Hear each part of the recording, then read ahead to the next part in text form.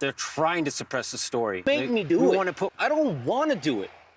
He doesn't have to go up the steps. I'm just going to say it. It wasn't leaked to me. I earned that. I paid for that funeral. I paid for that. It's my right. You ain't taking that from me. Calm down. If you don't want to say nothing, that's your bet. But don't say I'm leaking anything. I paid that bill. Sent my daughter to college to get an education. She came back in the box, and I can speak on that. Patrick, do you mind? Let's continue this conversation in private, Patrick. I think some people are eavesdropping. It's Neeks with the Peaks. Am I crazy Neeks or am I super observant Neeks? Super observant motherfuckers. Duh. It would do you well not to ignore me when I tell you that I spot the popo. I have an eye for it. In fact, this is probably why criminal informants come in handy, because there's just something about a cop. And if it talks to its hand a lot and kind of looks out of place, maybe a little bit older than everyone else, hanging out with people it doesn't really seem like he jives with, well, he might be a cop. How do I know? Well, the Facebook of the Moscow Police Department is the source. Oh, isn't that ironic? Isn't that ironic, don't you think? I want to thank you guys all for coming here today. This is the Gonzalez family. We got Jack up here. This is the Gonzalez family. Disclaimer: this video is intended for documentary and educational purposes only. It contains depictions of real events and crimes, which may be disturbing to some viewers. Viewer discretion is advised.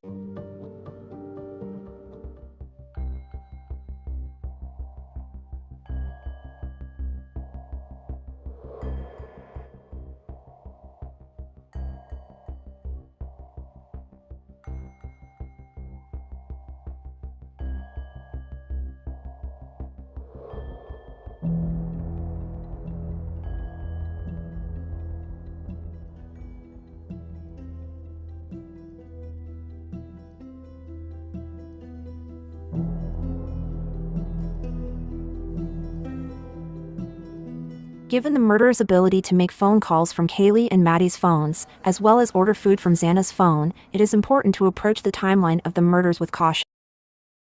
Murderers often employ the tactic of introducing red herrings, which are misleading clues or false evidence, to divert attention and complicate investigations. It is essential to be aware of this possibility and exercise caution when considering any information or clues. Yeah, I'm 21. You got the ID on you? I don't. Okay. I'll take it back to my apartment if you need. Okay. Sorry. You got a driver's license? I don't have it. What? No, in general.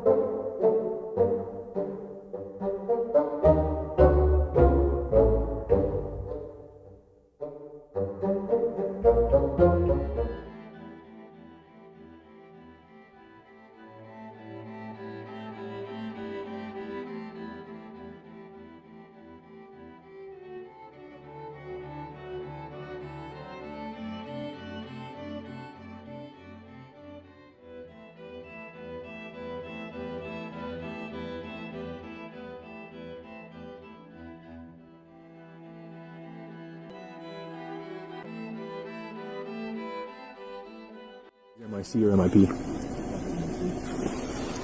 Confusion surrounding whether to issue a citation for minor in consumption or minor in possession raises suspicions of a potential red herring. It seems perplexing why the officer would be uncertain about which citation to wondering give. If Dirty Dirt was already 3 sheets to the wind before they spotted him, or if he's just got a tight grip on a damn drink. It's the million-dollar question, all waiting with bated breath to find out if Dirty Dirt's a seasoned drinker or just a master of holding on tight.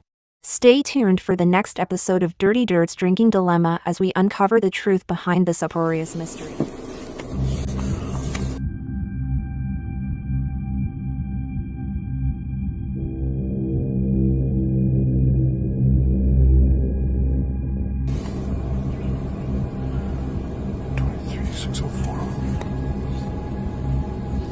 Do you write these MIC or MIP?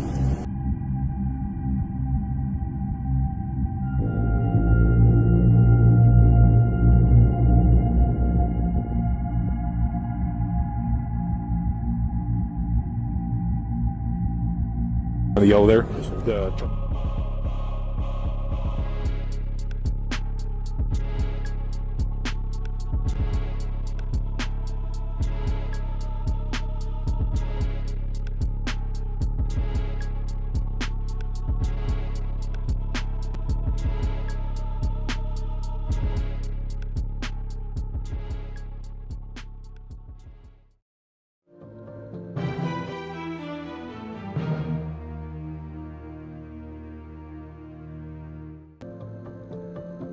Those 4 students killed in Moscow at the University of Idaho. She is now facing the reality that the person she trusted most with 4 of her cases is now representing her daughter's accused killer. Here's that conversation.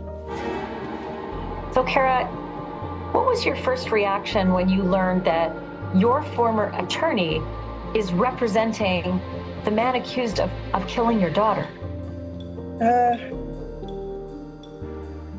I'm heartbroken. I'm heartbroken because I trusted her. She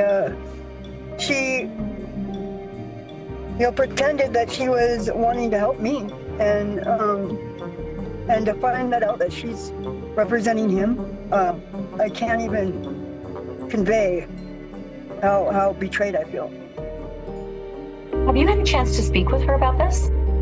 No, I haven't spoken with her. I found out through a friend who found it on Reddit.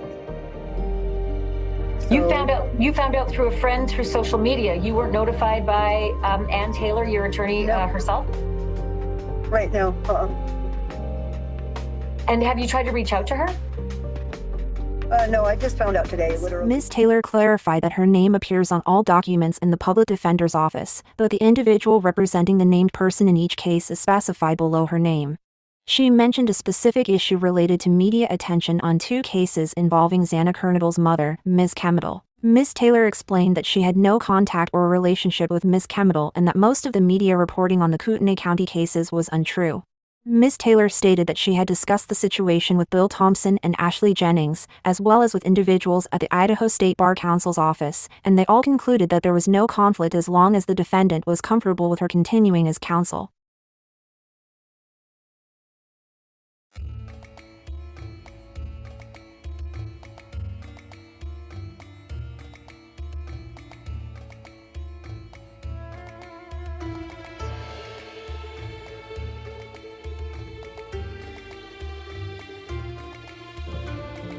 Kohberger, when he was 19 years old in 2014, he was arrested and charged with misdemeanor theft for stealing his sister's iPhone. The records indicated that he allegedly said to his father not to do anything stupid.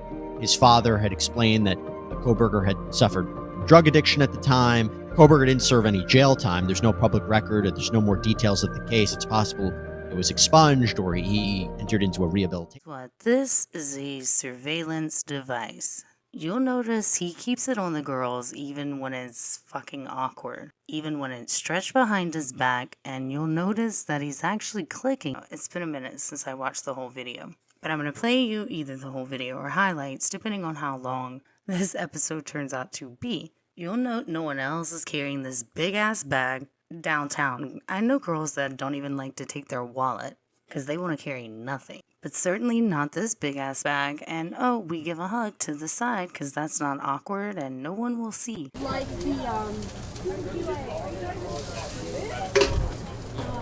carbonara. Okay. But if I have like a free grub truck on my like.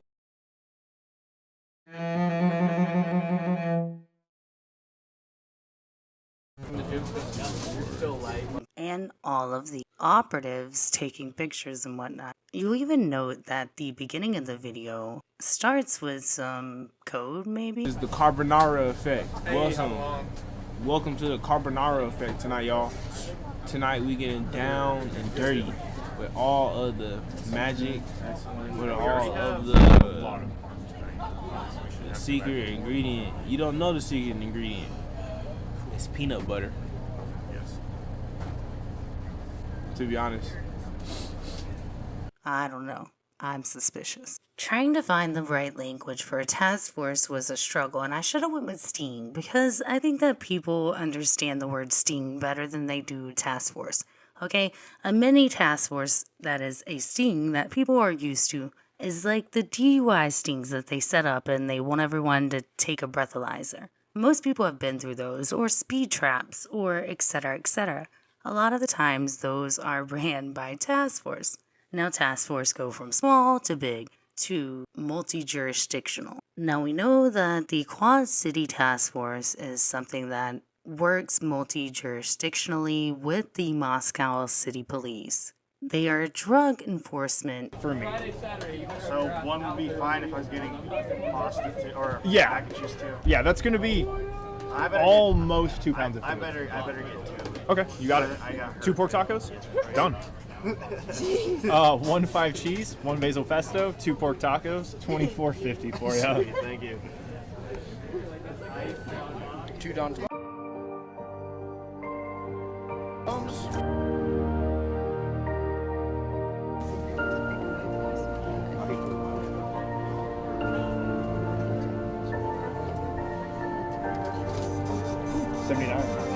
Thank you. I'm gonna do this.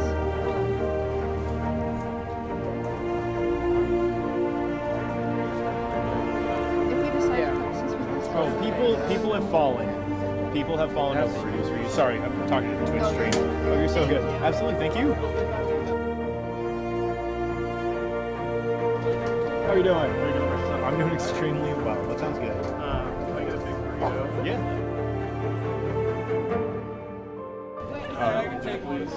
For the big burrito, would you like pork or chicken?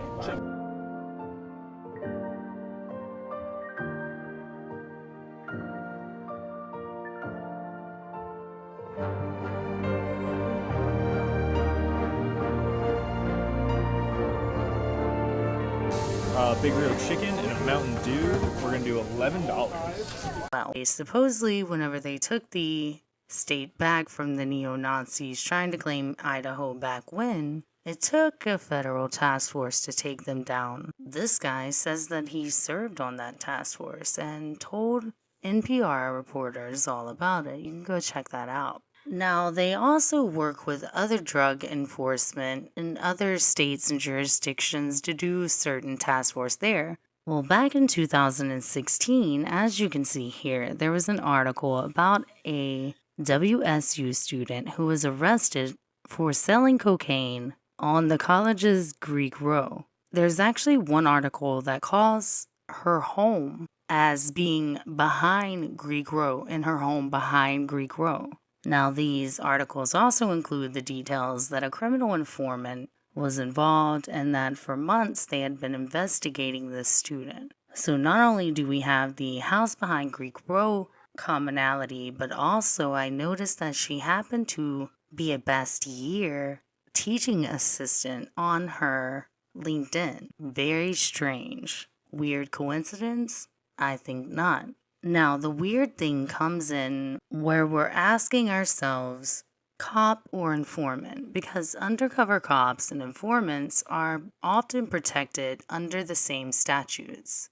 So even as we're looking at the court work, it's hard to differentiate which is which. Now, add complication to complication here. Undercover cops often are given false identities in which crafted criminal identities are entailed, and these will come full with mugshots and all of that, so it's hard to know an informant or an undercover cop. Colonel's dad apparently is ex-military or ex-Air Force, and according to his LinkedIn, managed the International Space Station. Kind of strange. Now, did his ex just happen to get on drugs, or it's hard to know. But I believe that the gag order actually came after her interview with Banfield.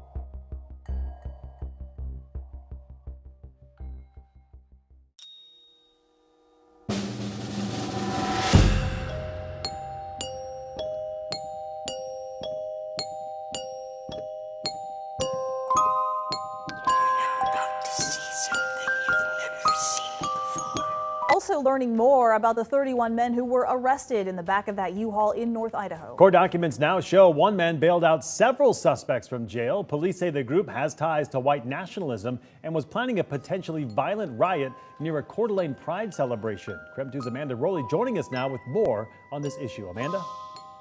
$2,200. That's what one man paid to bail out 7 of the 31 suspects arrested last weekend for conspiracy to riot. Now, Kootenai County Court documents include a receipt showing Joshua Plotner made the payment. A receipt filed in court records shows Joshua Plotner paid $315 plus fees to bail out each of these 7 suspects. They come from Alabama, Utah, Missouri, and Texas. Mitchell Wagner from Missouri is one of the men Plotner bailed out. Wagner was previously charged with defacing a mural of famous Black Americans on a college campus in St. Louis last year. The receipt also lists a number for Plotner and says he lives in Idaho. So far, our calls to Plotner have gone to voicemail, and we have not confirmed if he actually lives in Idaho. Meantime, it's unclear what connection Plotner has to the men he bailed out. As for the remaining suspects, court records confirm 12 paid their own bail, 4 secured surety bonds, while 4 others had their bail paid by people who appear to be relatives. Now, all 31 suspects are now out of jail. The majority of them have scheduled their court appearances between mid-July and late August. Now, we are continuing to track this as the remaining few get their court dates scheduled. It can be rather complicated considering the misuse of names and other disguise and deception techniques that will be used during operations like this. So, is Kaylee Goncalves or Kaylee Gonzalez? Because he seems to call himself the Gonzalez, or himself and his family, the Gonzalez family, or the Gonzalez family, I'm sorry. Words and things, names and stuff. Okay, so which one is it? Because I don't think that's normal. You guys totally correct me if I'm wrong. I understand that the names can be derived from the same exact surname somewhere originally, and in English have multiple translations, right? But typically, you only see that one translation being used by the English counterparts of that surname. So I really don't think it's normal for them to be referred to as both. And I did happen to find this picture where Kaylee, or under the search for Kayla Gonzalez, I happen to find a girl who does quite resemble Kaylee, but she does have her nose blocked, so it's kind of hard to make a definitive identification, but you can kind of see that she has the same distinct hairline, although it's kind of dyed a little better in the one picture that I used for comparison, but I think that that is Kaylee.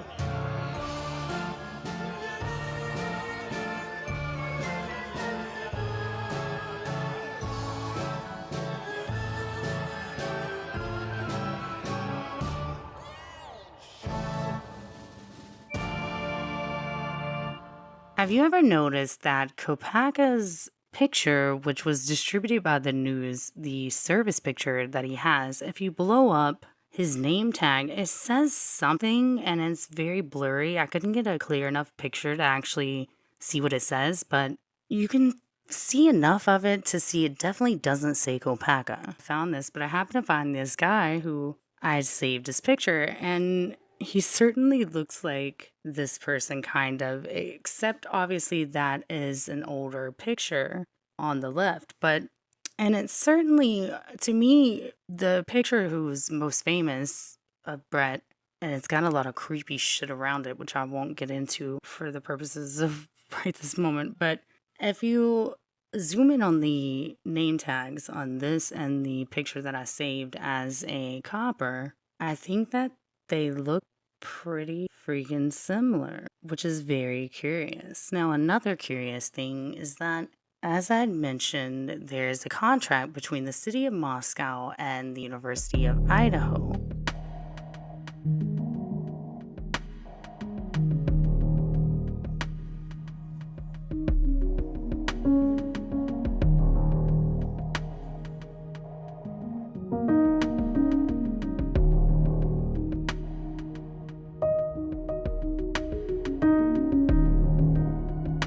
Well, there's something similar with the Pullman police, and the campus division works directly with the Pullman division. So they are directly connected and can collude with, hypothetically, a police force that starts with an M. Now, the fact that Kohberger was killed in a mysterious incident where he was threatening roommates, but we've never heard who the roommates are or seen interviews from them, and he seems to have mysteriously died. And even the defendant in this case, Bryan, and his dad mentioned this to the cop that pulled them over. It's almost like they were really shocked that it happened, but I'm wondering, did he get the fuck out of town because that happened to Brent? I don't know. But I do find it interesting, and I find it even more interesting that no one's ever noticed that his name isn't Kohberger on that picture. So I don't know if that's not him, or I think I know, but who knows, right? But I feel like some shit's going down in Idaho. Moscow 11. I'm still on the department channel. Moscow 111. Still on the department channel. Still on the department channel.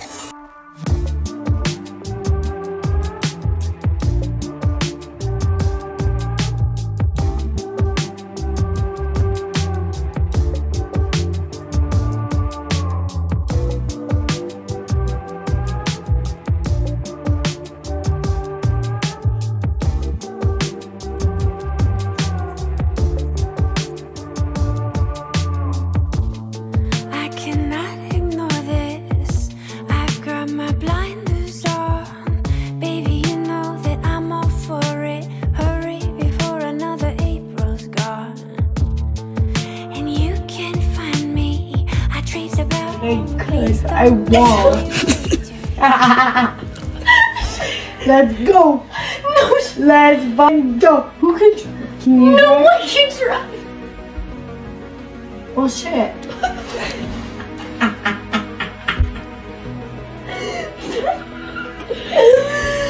I'll do it. No. Don't pee. Don't pee.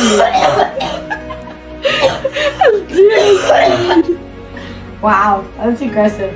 Okay. I'm gonna piss my No. That's me, because I'm committing crimes with both direction and magnitude. Oh yeah! Costume tonight. I'm a Barbie cowgirl. What do you have to say about it? Yeah.